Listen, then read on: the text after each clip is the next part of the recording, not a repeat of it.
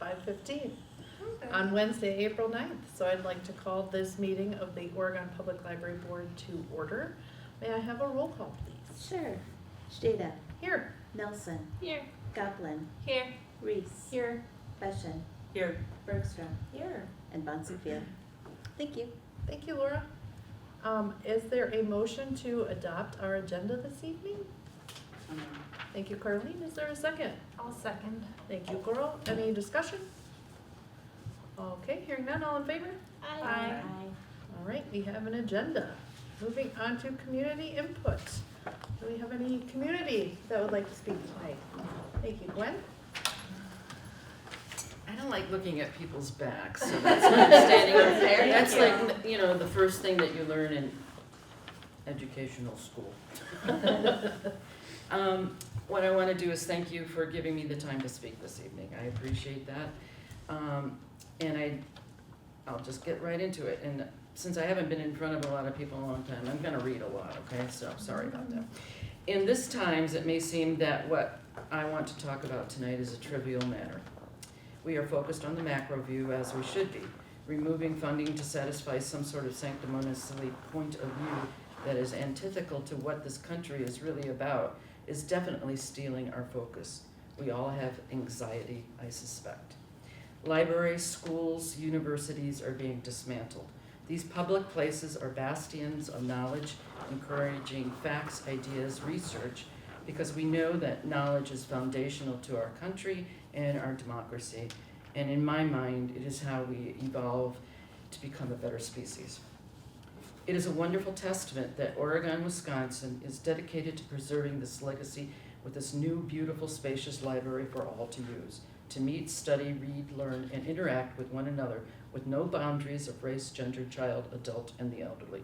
It is truly a public space. It is our space. We value education in this community without a doubt. Our tax dollars support the library, of course, but many residents went above and beyond the tax support by donating their money to show support that a new library was important to them and their community. We all know that this building was not an easy feat accomplished. I myself was initially very upset by the library moving from the downtown to here, but I understood the rationale behind placing it here. And well, once again, it's incredible. I am grateful that we have this impressive community space because of so much support. With this in mind, I want to draw attention to an observation and a concern that I have with the concept of community support in mind. A little constructive criticism with good intent, if you please. At the official opening, I looked at everything. Upstairs, downstairs, children's section, study rooms, classrooms, images, design of the interior, and, of course, the windows that open to the prairie. Impressive and all shiny and even had that new smell with books. The design was great. I mean, what else can you say but wow. Then I looked around to see where my name would be and the dedication that I made to my mother and father for I had donated money.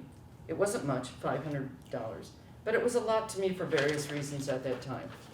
Then I found the beautiful sign listing all the donors. Impressive. But then I realized that I couldn't find my name.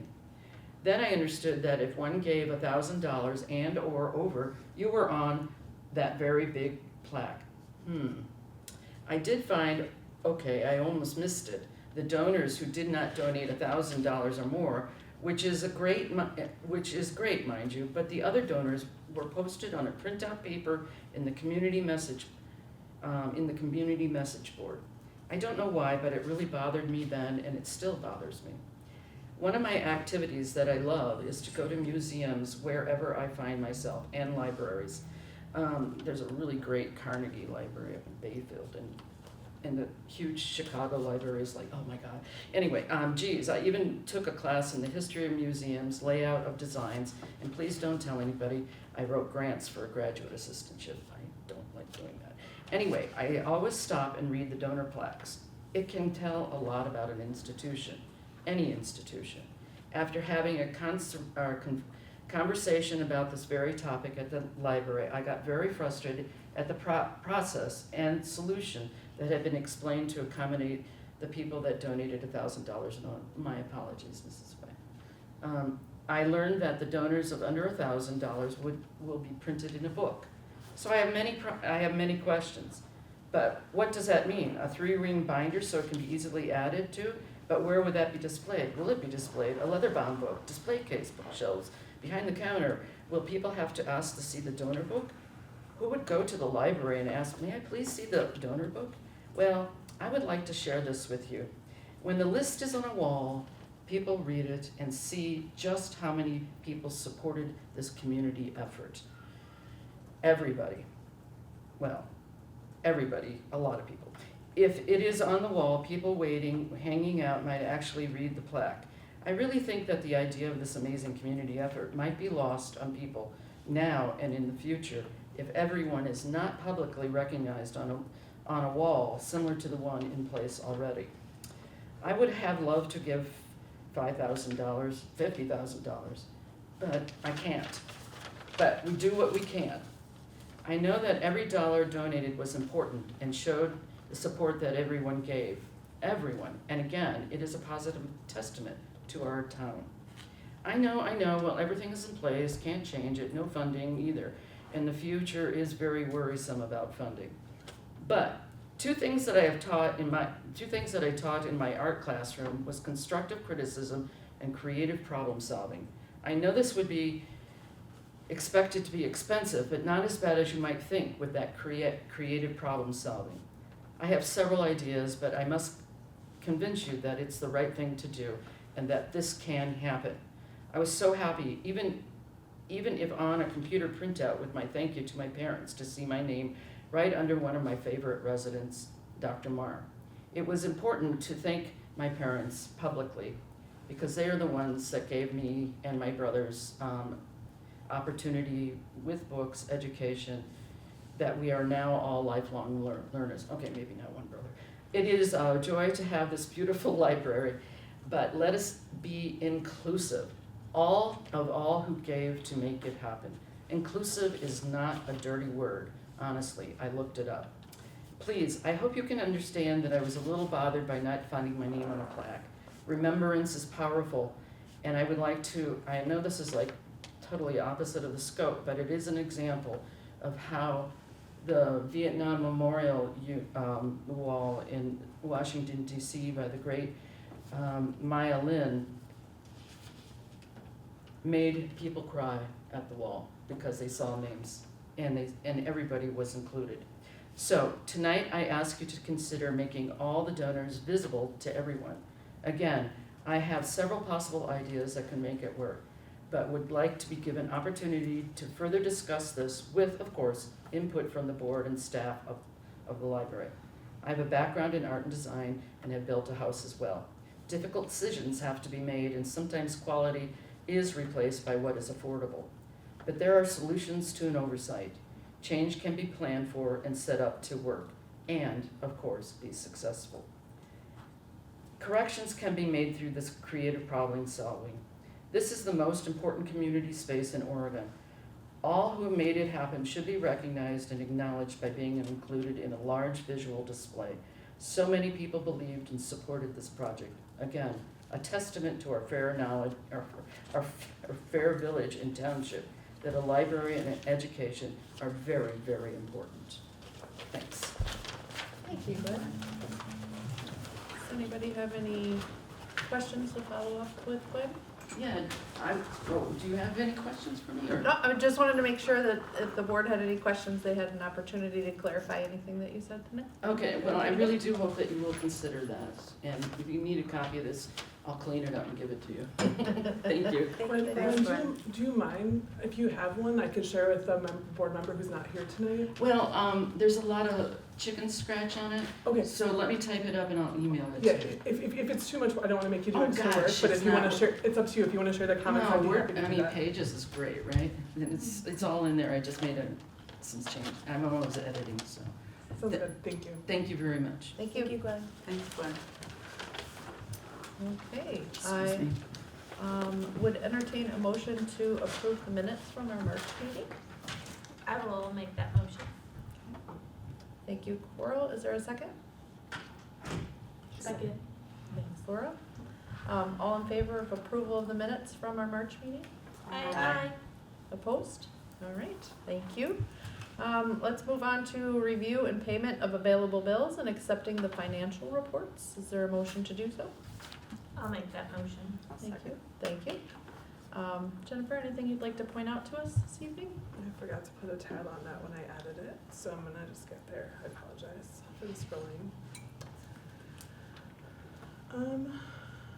I am not seeing any particular bills to highlight, but I'm happy to answer questions about anything you see here. Does anyone have any questions or comments for Jennifer? All right, hearing none. All in favor of payment of available bills and accepting the financial reports? Aye. Opposed? All right, thank you, everyone. Moving on to 6A, informational items. The IMEG National Recognition Award for the Oregon Public Library Project, American Council of Engineering Companies Engineering Excellence Awards. That's a mouthful. So this is actually a really big deal that IMEG got recognized on the national level for their engineering work on this project. So we just wanted to share that great news and great honor for them with you. And Jenny might have something to add about her knowledge of the award, but basically you have to be recognized on the state level first before you can even be considered on the national level, and that's just a really big deal. So congratulations to them and thank you to them for their wonderful work and making our facility what it is. Are they flying you to DC for that gala then? I'm not really responsible for any of their work, so I don't think I'll be getting an invitation, but I probably couldn't accept anyway because That's completely fair. No, it's a really big deal, and they'd asked if we would write a letter of recommendation to go with, and so I wrote the letter for the local award that or the state of Wisconsin award, so they won that with part of our project being part of it. It kind of takes into account a lot of different work that they do, so we're being part of that work. So then I revised the letter for the national award, so the fact that they received it is really cool. And they're a nationwide company, but the people that work here are great because they're a Madison company. The ladies that have all been here for a long time and worked really hard on the library. So it's a really cool award for them to get. Thank you for the work that you put into that too, because that also is an effort on our part, and I think, I don't know, it shows a dedication to kind of the overall work that we've done as a board and that they are doing as well. So, yeah, it's fun to see them get the recognition for our space. So. Wonderful. Moving on to the library director's report. So a lot of odds and ends today. So this is National Library Week, so I hope you're having a great National Library Week. Yesterday was a day to celebrate National Library Workers, so we really just want to take a moment to thank our staff. We have an incredible staff. They do a great job and they really care about working hard, serving the community, and making it the best library we can. So we really appreciate each and every one of them for their contributions. A couple other things of note. We're excited that we're going to be, the Japan America Society of Wisconsin is supporting a collection of Japanese literature that will be added to our collection, and we're hosting a program with them and some students from Oregon High School that will be highlighting their trip to recent visit to Japan. So that's kind of a really exciting opportunity to enhance our collection and kind of add to the diversity of the voices that are reflected in our collection. We have a thank you to Trustee Betchen, but learned yesterday because of some state law village ordinance updates that she will still be eligible to continue serving on the library board if she wishes. So this may not be her last meeting, so we're excited to learn that, and we'll be revisiting our bylaws to make sure that more carefully matches the state statutes and the village ordinance, which Martin recently updated. So we'll be doing that. We have a staff in-service we do coming up on May 2nd, so just a reminder, the library will be closed that full day.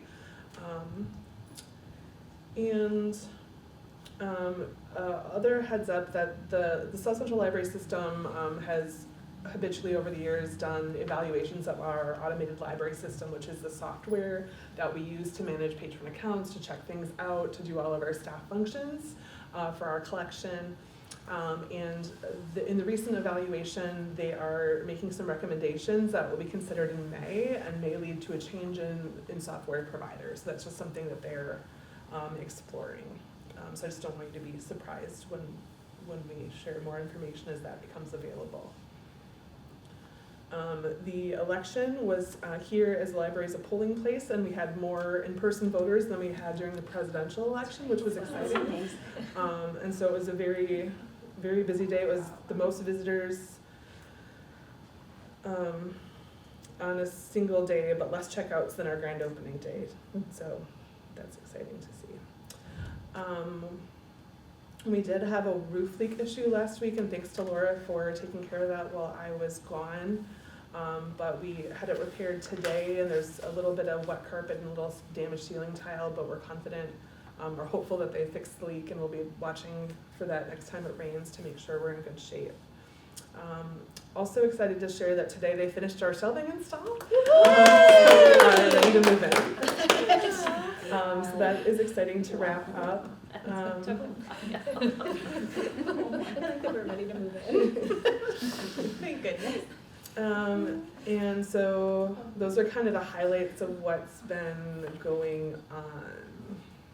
If you have any questions, I'm happy to answer that, but that's kind of what I wanted to point out. Any questions for Jennifer? Thanks to the staff for the heavy day last week. Yeah. No kidding. Moving on to quarterly management team and strategic plan report. As always, it's super fun to kind of see a list of all the exciting things that our staff have done kind of all listed out, because it's a lot more than it feels like sometimes from day to day. And so I just encourage you to take 5 minutes after the meeting to read through and just note all the exciting things and all the ways that our staff kind of make Oregon a great community. If you have any questions, feel free to reach out. If you're not sure what something means, sometimes we use jargon when maybe we shouldn't, so we try to avoid that, but it does happen from time to time. Just the sheer volume of work that happened in a quarter is astonishing, so, well, thank you. Upcoming library events in the calendar? So I already highlighted,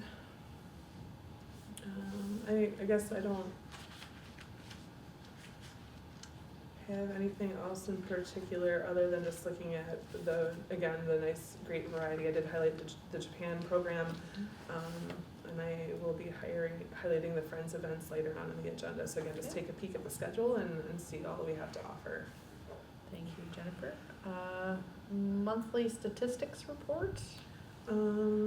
So as we kind of talked about last month, that the first 2 or 3 months of last year were incredibly busy with the new opening and the excitement about the new building. But as you can kind of see, in March, we're almost kind of back where we were last year. So that just kind of exciting to see us kind of, keeping that trajectory and hopefully continuing to grow as we're expecting to in coming years. So we've had more than 30,000 visitors so far through the first 3 months, which is wonderful.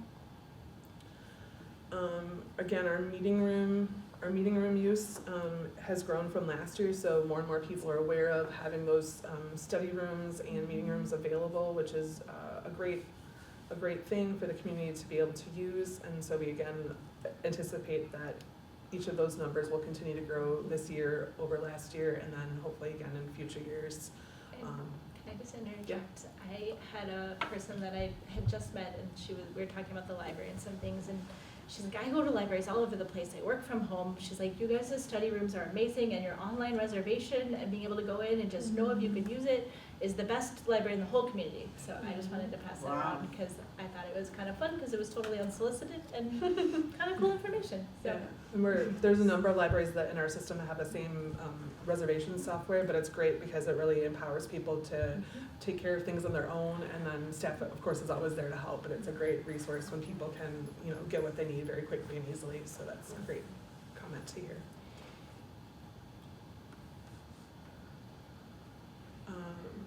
Again, checkouts are a little bit behind where they were the first 3 months last year, but again, I'm expecting at some point they're gonna kind of, catch up and grow beyond where they were last year. We're around 80% so far this year for amount of checkouts that are done on the self-check, where people are doing those on their own. You're kind of seeing the same pattern with reference questions, that they're starting to exceed where they were last year, kind of that, we're kind of getting, hopefully April will kind of be that threshold for all the other statistics as well. So you're kind of seeing that similar pattern where January and February were busier last year, but this year we're kind of starting to catch up or have caught up in April. And our computer use is, again, also bigger than last year, as is Wi-Fi use, which makes sense. A lot of people use Wi-Fi when they visit it. Our library cards did have an incredible spike at the beginning of last year, but still, we're still doing strong library card registration. I think they did 20 registrations on election day for people that were getting a new card at our library for the first time. They didn't necessarily all live in the village. They may have lived elsewhere in the school district or in the county or whatever, but it's great to see those folks getting cards. And I'm happy to answer any questions, but excited to see those numbers continue to grow. Yes, thank you. And I appreciate the wonderful charts of all of this data. Yeah, Alicia does, though. She does a great job. It's really fun to see all the numbers laid out like that. Yeah, and everybody kind of contributes to keeping the numbers for their areas, so it's great to see it all come together. Moving on to updates from the Friends of the Library. So the Friends of the Library have 2 upcoming fundraisers, and right now they are our main supportive program funding. And so it's really great to see those fundraisers supported, because that'll impact how we can offer programs to the community. So there are book sales coming up this Friday and Saturday, so feel free to shop or spread the word with anybody that you might know that might enjoy shopping at that sale. It's a great way to share books and give them a new life. And then also they have a Culver's Share Night on Monday, April 21st, where 10% of sales will be donated to the Friends of the Library. So just want to make sure you're aware of those opportunities to support them, since they will be supporting our programs afterwards.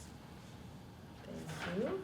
Looking forward to lots of custard on the 21st. Do they need help serving or anything? I asked if they needed volunteers, and it sounds like they've filled their shifts. Perfect, okay. So at this point, I'm not aware of it. If I do find out the last minute they need something, I'll send an email to the board in case any of you have to be I'm interested. experienced in the Culver delivery, so. Same. A lot of youth sports that I've. No committee reports this month, unless there's a committee meeting I forgot about. No. Okay, any village board announcements, Carleen? Well, I think we can just go right to the press release.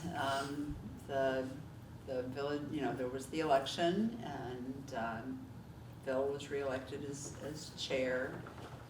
My seat was vacated by me, and the other 2 who ran for reelection were reelected, and Paige Knipfer will be a new board member who I think will be fabulous. She's a parent. She lives right down the street. She lives on my street, like 2 blocks. And but I think you all share my disappointment that the referendum did not pass. I think it's going to mean some pretty tough decisions, and I'm not clear that village residents are really prepared for the cut in services that are going to be necessary. How's that? Necessary, because the referendum didn't pass. And so that'll be tough for this board, it'll be tough for other departments, and certainly we're very hopeful that it'll work itself out in a way that is not too drastic. But given the uncertainty in the world right now, I don't think, at least I don't want to think, that people voting against the referendum was a referendum on services or how people value the village, but more a reflection of uncertainty in the world and people having a lot of anxiety about that, and it manifesting itself in a no vote. So yeah, it's disappointing. I don't know what else. Thanks, Carly. Any school district announcements, Leslie? The last board meeting we had, I had to leave a little early because we were doing a screening of the film Screenagers, in growing up in a digital age. And I was so excited when I arrived because we had about 150 people Oh, at the screening, and that is significant. It's often very challenging to get people with their extraordinarily busy schedules to come in for something like that. But I think it goes to show that people are very concerned about the impact of cell phone use and social media on young people. And that also was a little bit before the school board voted to have a sort of a higher or stricter standard related to cell phone use in schools. So that was a decision they made shortly thereafter, which will be implemented next year. And it's all good. It's all exciting stuff.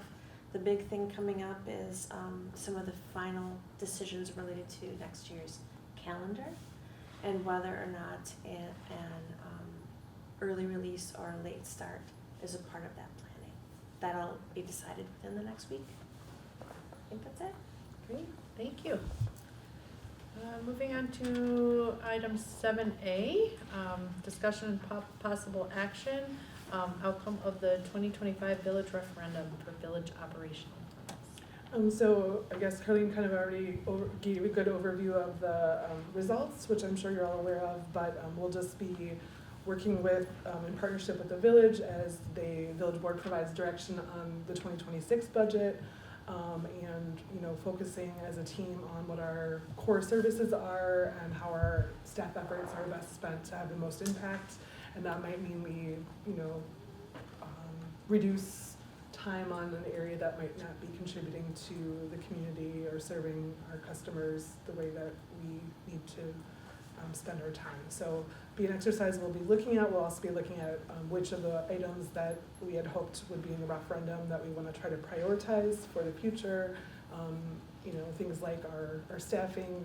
This year our youth services limited term employee is funded for about a third of the year, and then the rest of the year is being sponsored by a donor. And so if we don't have funding for next year for that position would only be for a third of the year, so it'd be something that we'd love to see continued.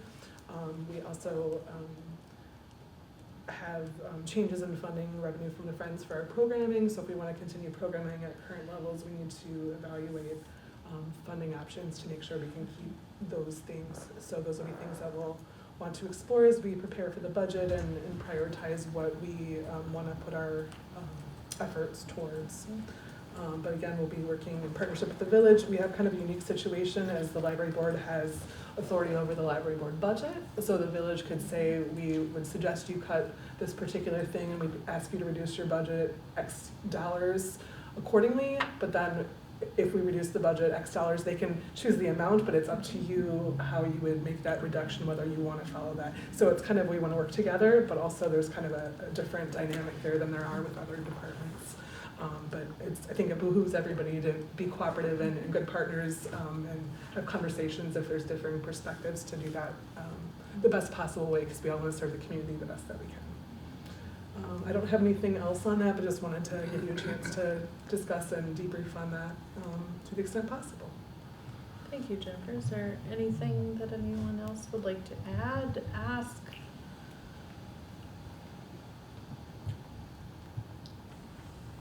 I have a question.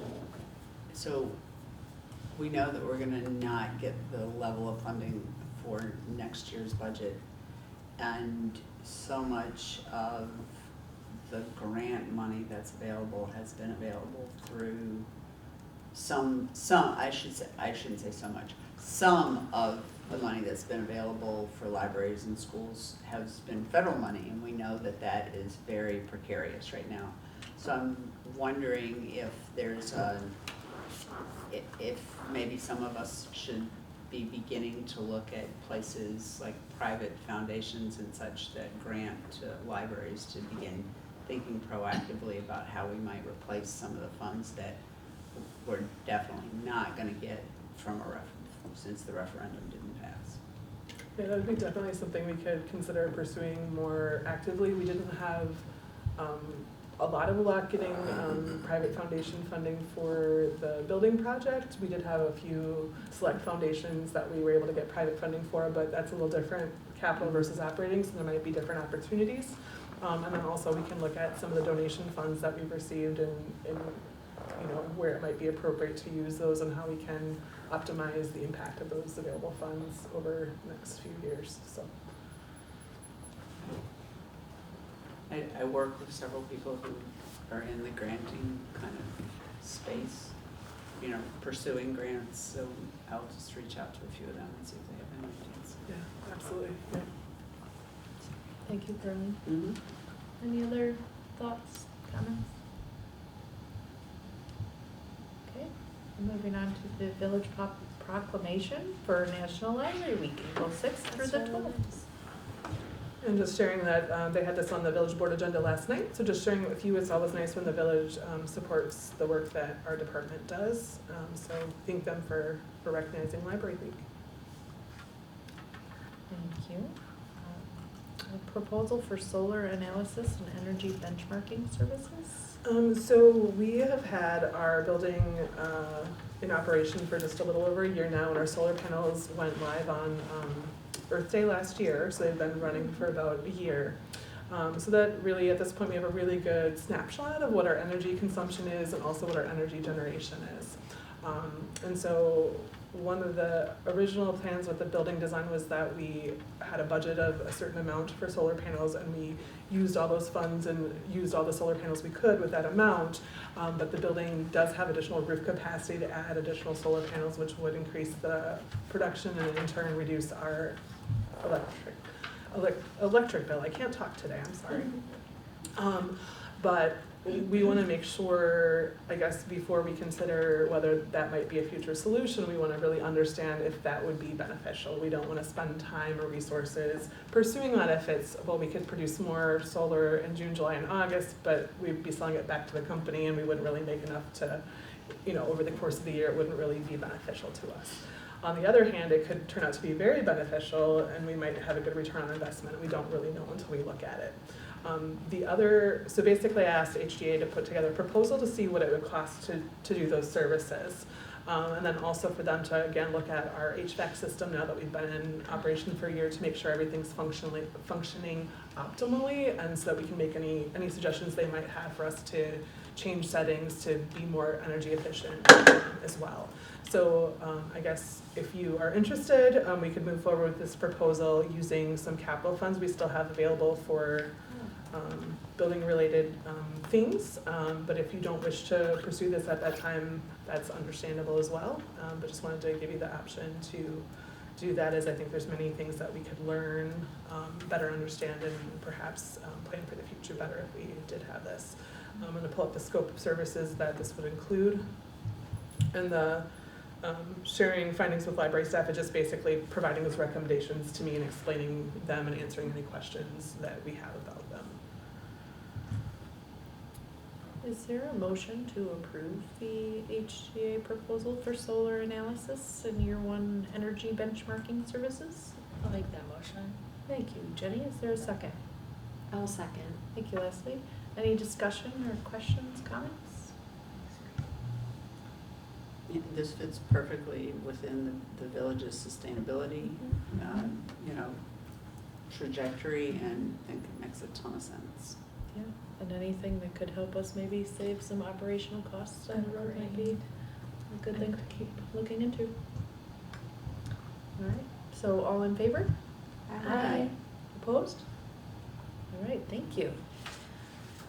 Renewal of certificate of deposit for the Wackman Library Trust Fund. So this trust fund has been something the library received in the mid-70s and has recently been invested in CDs at a local bank. And so it's coming up for renewal in April, and so my recommendation would be to reinvest it at that institution just to continue it. We can't touch the principal, but we are able to use the interest generated to purchase materials for the collection. Long term, we probably want to explore, other options as time allows to make sure we're making the best return on this generosity from the community member. But for now, I think that this would be our best short-term solution. That's a pretty nice rate for, that time period, even for like longer term high yield savings. So is there a motion to reinvest the Wackman Library Trust, maturing on the 25th of April into a one-year certificate of deposit? I will make that motion. Thank you, Coral. Is there a second? Second. Thanks, Laura. Any comments, questions? Hearing none. All in favor? Aye. Opposed? All right, thank you. Moving on to an update on the Institute for Museums and Library Services funding. So I just wanted to have this on the agenda because you probably have been seeing things about the Institute for Museums and Library Services and changes to funding as part of an executive order that impacted staffing and funding for that IMLS program.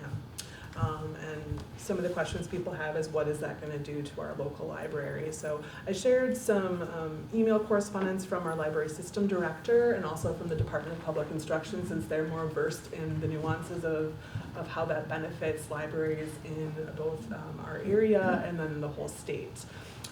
I do want to highlight the questions that most people will want to know, what does it do directly to our library? And there are no IMLS funds that are part of our public library budget. Our system is also well positioned in that there are no IMLS funds that are part of their budget for staff or operating. However, they are unique. There are other library systems that have used IMLS funds for some of their core services. So we're in a position where we're maybe better off than some other libraries and library systems throughout the state and perhaps throughout the country. I know I saw one system that said they used that funding for their automated library software, and so if that funding goes away, what do they do? How do they change that? You do see some of the mentions of some of the discretionary programs that IMLS funds in the email from Shannon Schultz. And I want to just point out that there are some very more clear impacts that may happen to the Department of Public Instruction and the services and support they provide libraries should those cuts impact them, and we're not sure how that will, so that's why I included that DPI email that kind of better explains their position. The last thing is there are a lot of special programs that do benefit us, even though those funds are not part of our budget. For example, the Trustee Training Week that was offered last August was funded by IMLS funds. So there's, while it's not directly part of our budget, a lot of ways that those funds are used or directed to either the DPI or our library system do have benefits to our library.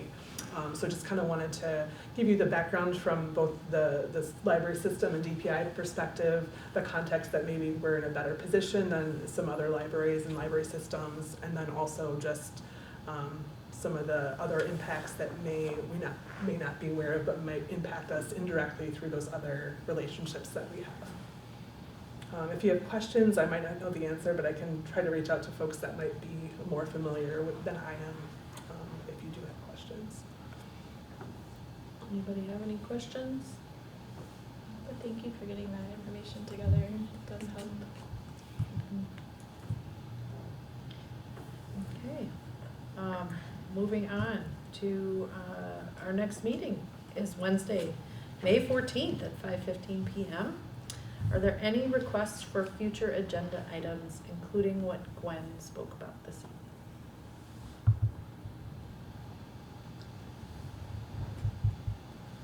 Hearing none, I would entertain a motion to adjourn. So moved. Second. Thank you, thank you. We are adjourned.